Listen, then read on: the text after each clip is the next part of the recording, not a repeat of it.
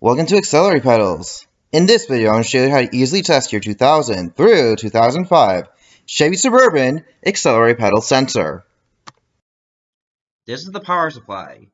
It takes 3 AA batteries. Line them up like this. Use some copper wires at the edges and attach the positive and negative wires at the ends. Verify that you will have about 4.5 volts coming out. That is close enough for testing to the 5-volt system in your car. Before testing your pedal, we need to cover a few things. You will need to unscrew the sensor itself that mounts on the pedal that you're working on. This can be done with a tamper-proof Torx T20 or a 6-star that is T20 sized.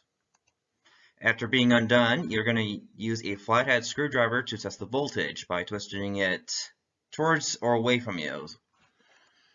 There are 2 wire types that exist for this part. There's a 6-wire plug and a 9-wire plug, and both will be tested in this video. After unscrewing the sensor and setting up the power supply, you're going to also need a multimeter set to 20 volts just like this. You're going to connect the negative from the multimeter to this bottom right pin like this. You connect the negative from the battery to the top right pin just like this, and then you connect the positive from both the battery and the multimeter to the second to the right top pin. After doing this, it should be reading about 3.4 volts in the idle position, and this is an approximate. And then as you twist the flathead screwdriver, it should actually stop at about 0 volts exactly. And just like in all the other videos I have said, you are checking for spikes and glitches during these tests.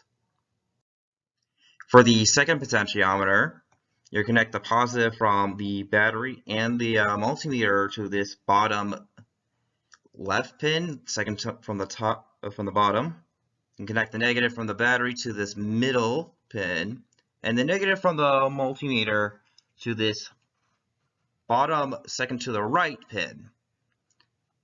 After doing this, it should be reading again at about 3.4 volts.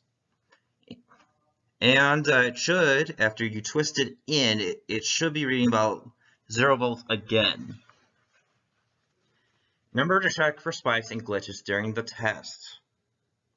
For the third potentiometer, yes, this actually has 3 potentiometers. You connect the negative from the battery to this top left pin, the negative from the multimeter to this second from the top left pin,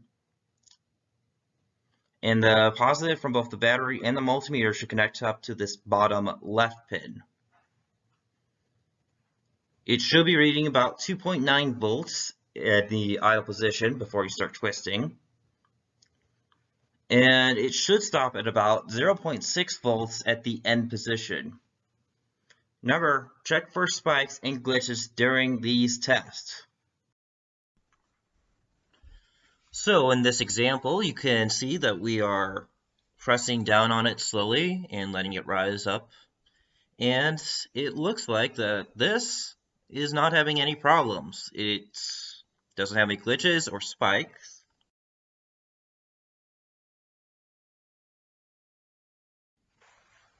If your pedal has a spike or glitch, time to replace it. Our website shows when we have them in stock.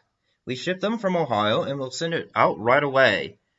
Check out the pinned comment and in the description for the link to our website. Thank you and have a good day.